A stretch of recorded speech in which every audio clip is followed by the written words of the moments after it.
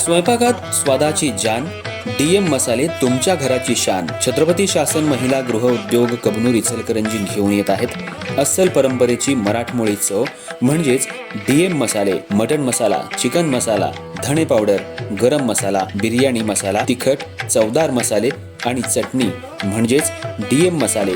तर आजच आपल्या जेवणाची रंगत वाढवण्यासाठी केमिकल विरहित डीएम मसाले, गृहिणींच्या मनातले मसाले आणि चटणी अवश्य वापरा.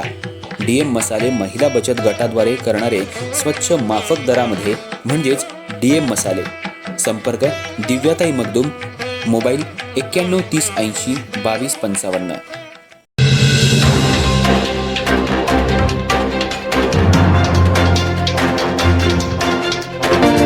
कोल्हापूर जिल्ह्याची वरदायिनी पंचगंगा नदी सध्या प्रदूषित बनली आहे. कोल्हापूर येथील जयंती नाल्याचं सांडपाणी, लक्ष्मी औद्योगिक वसाहतीचं केमिकल पाणी, इचलकरंजी शहराचं कापडावर प्रक्रिया करणारं केमिकलयुक्त सायझिंग प्रोसेसमधील पाणी काळा ओढ्याद्वारे थेट पंचगंगा नदीमध्ये सोडल्यामुळं पंचगंगा नदी प्रदूषित झाली आहे. या अनुषंगानं शिरोळ तालुक्यातल्या नागरिकांनी आज संपूर्ण गाव बंद ठेवून इचलकरंजी शहरातल्या काळ्या ओढ्यावर आज रास्ता रोको करून काळा ओढा मोजवण्यात आलाय. यावेळी पुलावरून एकानं उडी टाकण्याचा प्रयत्न केला. काही काळ तणावाचं वातावरण बनलं होतं. इचलकरंजी शहरामध्ये वस्त्रोद्योग मोठ्या प्रमाणात असल्यामुळं कापड उत्पादन मोठ्या प्रमाणात होतं. कापडावर सायझिंग प्रोसेसद्वारे प्रक्रिया केली जाते. हे केमिकलयुक्त सांडपाणी प्रक्रिया न करता थेट काळा ओढ्याद्वारे पंचगंगा नदीत सोडलं जात असल्यामुळं नदी प्रदूषित बनली आहे. याचा धोका शिरोळ तालुक्यातल्या 14 ते 15 गावांना बसलाय. येथील शेतीही धोक्यात आली आहे.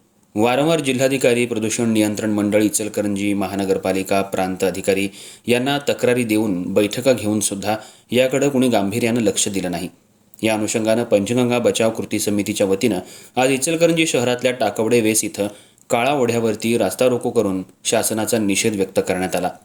यावेळी प्रशासनाचा कोणताही अधिकारी न आल्यामुळं आंदोलकांनी काळ्या ओढ्यामध्ये जाऊन 2 JCB आणि 2 ट्रॅक्टरच्या सहाय्यानं आणि मानवी साखळी करून काळ्या ओढ्यामध्ये भराव टाकण्यात आला आणि ओढा मुजवण्यात आला.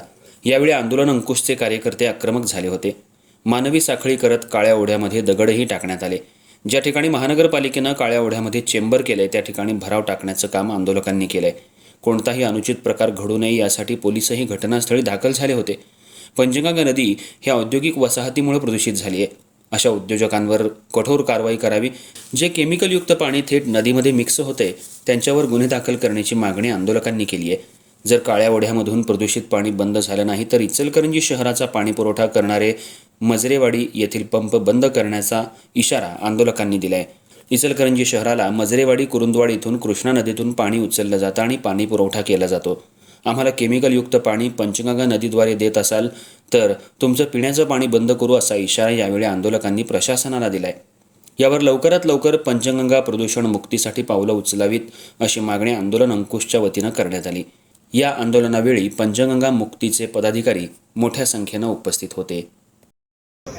इचलकरंजीमधले महानगरपालिका असेल किंवा हे प्रोसेस कारखाने असेल, त्यांना खरं तर या वड्यातनं नदीमध्ये पाणी सोडायला कुठेही कायदेशीर परवानगी नसताना आपल्या इथल्या प्रांताधिकाऱ्यांना सांगितलं, प्रदूषण मंडळाला सांगितलं, नगरपालिकेच्या अधिकाऱ्यांना सांगितलं, तरी या पंचगंगा काठावरच्या कुठल्याही नागरिकांची चिंता न करता ही लोक आज अक्षरशः पळून गेलेले आहेत. आज 11 गावं शिरोळ तालुक्यातली बंद आहेत पंचगंगा काठावरची आणि सगळे नागरिक, लोकप्रतिनिधी इथं आलेले आहेत. पण प्रशासनाचा एकही जबाबदार अधिकारी इथं आलेला नाही, प्रदूषण मंडळ आलेलं नाही. आम्ही याचा निषेध करून आता हा काळा ओढा आम्ही बंद केलेला आहे.